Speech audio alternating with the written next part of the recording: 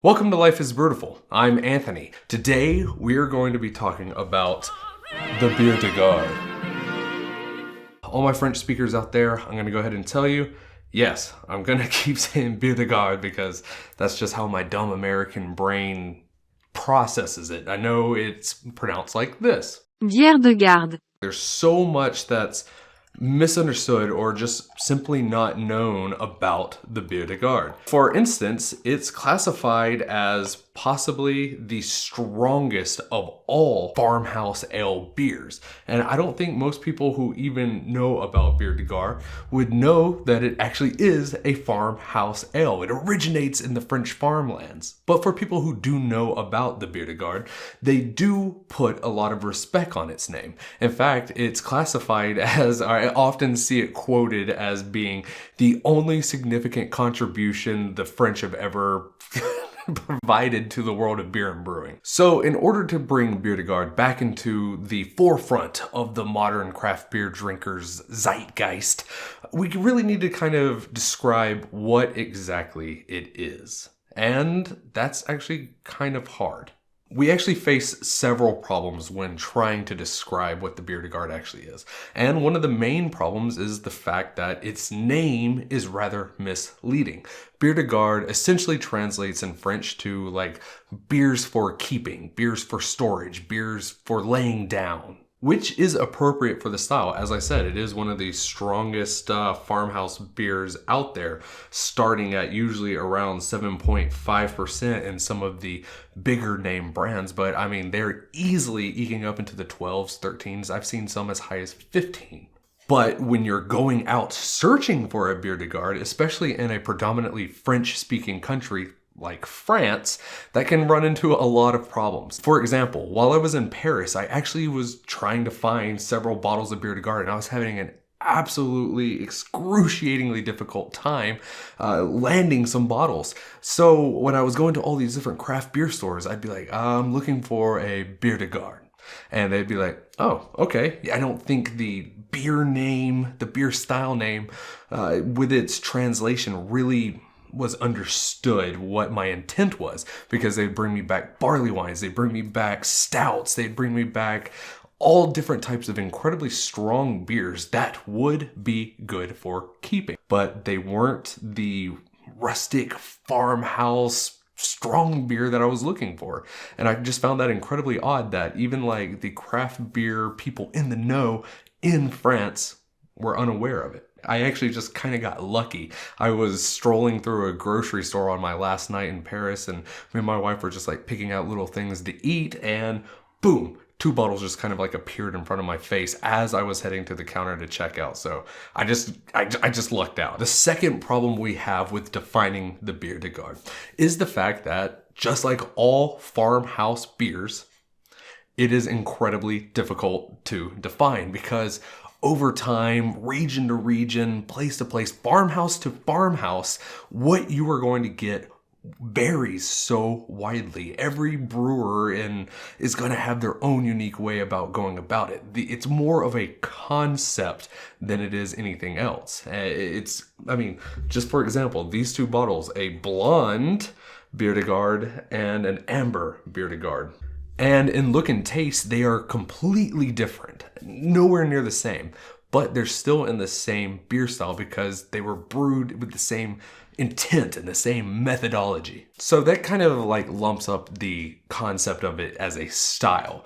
But we face a third issue, and this one is a little easier to navigate, but a little more frustrating, honestly. Over the centuries, the Biere de Garde has undergone a radical re-envisioning, reinterpretation, to the point where the modern day Biere de Gardes are nothing at all like the originals. So not only is it a very ambiguous, vaguely defined style, but it doesn't share much of its historical lineage. In fact, from what I understand about the historical Biere de Garde, it's so drastically different that I think it would almost be fair and warranted to actually split the two into an overarching like French strong farmhouse category and consider them 2 different types of Biere de Garde.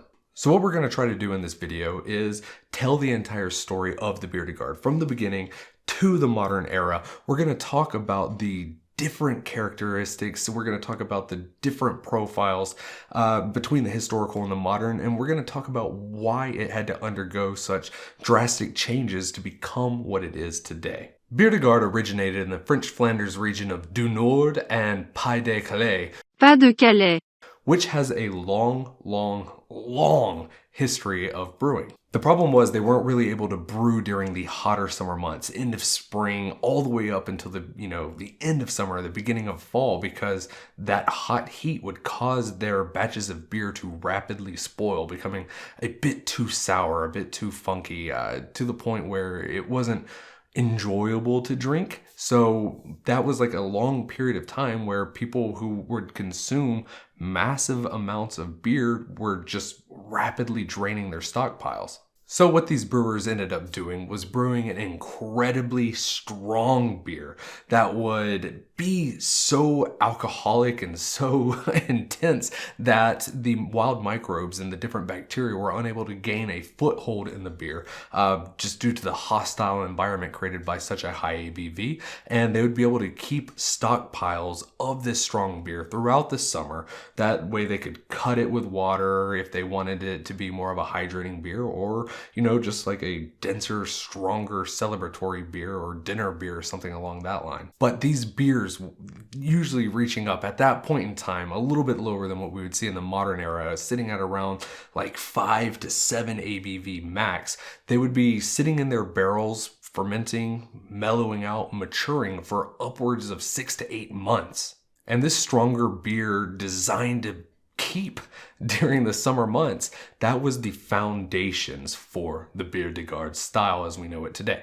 This early interpretation of the Biere de Garde, it was highly renowned for being strong, sure, but full in body, and it also had a nice rounded matured vinous flavor to it, a mild acidity within it. In Phil Markowski's book, Farmhouse Ales, he describes how young, non-sour beer would often be cut with the sour Biere de Garde to extend stocks and balance the flavors if it did become too sour. Interestingly, a lot of descriptors of the early Biere de Garde really kind of ties it back into that farmhouse ale family, because I've seen a lot of descriptions saying that it was incredibly phenolic, lots of spicy flavors going on, which sounds incredibly similar to what you would find in saisons, grisettes, Biere de Mars, other farmhouse beers from that same region. It would have likely been somewhere in that dark brown to lighter copper area. It would have been incredibly hazy, unfiltered, although maybe some clarification happened with its long maturation period, but still, with the rustic approach to brewing at that point in time, there probably still was a little bit more haze than you would find in these incredibly clarified modern versions. Now, at the turn of the 20th century, Biere de Garde as a style had largely been isolated. It never really kind of got like a solid foothold where it would grow out and expand and be distributed across Europe the way that many other beer styles in Central Europe kind of did at that point in time. It was an incredibly local, hyper-local really, particular to this one little region, and that's kind of where it stayed, kind of tucked away. Things wouldn't really change for the Biere de Garde until around the 1940s, when the Brasserie Duc Jeanlin bottled a reimagined, reinterpreted version of the Biere de Garde. Now, what the Jeanlin brewery wanted to do was bring Biere de Garde into the modern era. They had recently gone through the Industrial Revolution. Technology had advanced so significantly that the whole brewing industry in France had changed. No longer was rustic farmhouse brewing the norm. It was much more metal, much more industrial. During this time period, the actual flavor preference of French drinkers had rapidly changed. No longer were they going for rustic beers, they were going for the cleaner, paler interpretations coming out of England, coming out of Germany and the Czech Republic. Yugoslavia at that time? So what Gin Lane did was they utilized the same technology advancement to bring the Biere Garde forward a few centuries. No longer was it rustic wooden barrels, it was stainless steel fermenters. It was highly clarified, no longer hazy. And additionally, it lost a lot of its rustic, yeasty, and sour notes and became much, much cleaner. It still kept the core concept of the Biere Garde alive. It still had a higher ABV than the norm, starting at 7.5 on average, and it still had to undergo an extended period of maturation in order to get that more refined characteristic about it. Biere Garde did kind of start turning some heads. People were getting more interested in the style. But it wasn't until around the 1970s when French college students who were rapidly turning away from the lighter, more homogenized beers and instead going to get like Belgian strong beer imports that were stronger and cheaper than many of the technologically advanced like paler beers. So now they had a strong beer home team to root for in the Biere Garde.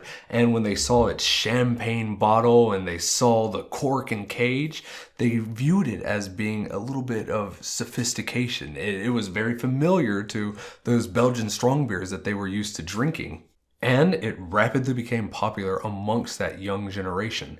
And anybody who knows anything about marketing, if you can capture that younger generation, you've basically got a hit on your hands. So that adoption in the 1970s was probably the most significant, most important moment since the conception of the Biere Garde in its entire history. Seeing Gin Lane's success inspired other Biere Garde brewers who had kind of held true to the traditional rustic approach and were rapidly fading away into obscurity.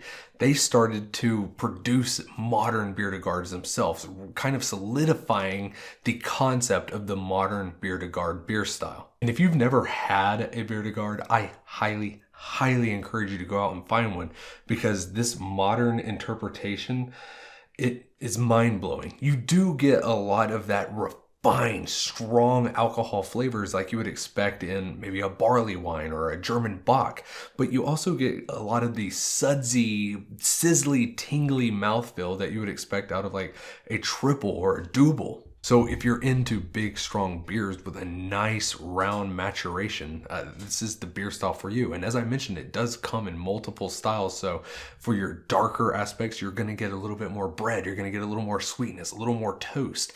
And in your lighter one, you're going to get a touch more of the yeasty flavors. You're going to get a touch more of that crackery flavor. And all around, it's beautifully refined. The Biere Garde essentially kept traditional French brewing alive. Sure, it did undergo a significant modernization, but kind of like the beer style itself, the core concept remained true. And I just don't think that would have been possible without the success of the Biere Garde if it wasn't for those amazing French college students in the 70s. It's for this reason Biere Garde has earned the right to be classified as an appellation d'origine contrôlée. Appellation d'origine contrôlée. Meaning that only beers that follow the traditional practices, the traditional techniques of producing the Gin Lane style Biere Garde can be classified as a Biere Garde officially. And in the modern era, that means it has to remain essentially unpasteurized, live yeast still in the bottle, as well as it has to mandatory go under that long maturation process from 6 to 8 months. So what is the future of the Biere Garde? Well, it's kind of hard to tell because, as I mentioned, there has been some foot in the door for it in the modern American craft beer scene. However, it doesn't seem to have really gained as much ground as I think it's honestly deserving of. The ultra-hype New York-based Other Half Brewing released several Biere Garde offerings to rather lukewarm reception, even going on to say, we don't make that much of it because it will never be as popular as an IPA or an Imperial Stout. And the thing is, I think they're right. I don't think that the Biere Garde is ever going to become widely successful or widely popular, because in the modern craft beer scene, there's a lot of competitors for strong beer markets. Like I've mentioned, bocks, stouts, barley wines. There's an abundance of strong beer styles, and I think the Biere de Garde is just kind of in their shadows. Additionally, as we've seen here recently, the trend away from stronger beers has been rapidly gaining steam. People are going more towards session beers, lower ABV beers, and I just don't think that leaves a lot of wiggle room for the Biere de Garde to make a name for itself. I mean, as I mentioned, even in France, it's rather kind of difficult to find them. So it's got the whole world against it. But I think that's kind of what makes it so special. For people who know about Biere de Garde, for people who've drank Biere de Garde, you know how good it can be. You know how special it is as a beer style. And with that extra context of the history of it, I think that adds just several additional like cool factor points. I would like to see this style grow. I would like to see it become more popular because it's delicious. It's absolutely phenomenally good. And I would like more people to drink it. That way there's more opportunities for me to drink it if it becomes more popular. This whole thing was just a scam for me to be able to drink more Biere de Garde. So in conclusion, I want you to drink a Biere de Garde if you ever get the opportunity. If you're a fan of the stronger, maltier beer styles. And plus, it's like an opportunity to drink the only significant French contribution to beer and brewing that they've ever made. So that's pretty cool in itself. Thanks for watching, everybody. I hope you learned something. Remember, there's a story in every bottle and that life is beautiful. Cheers.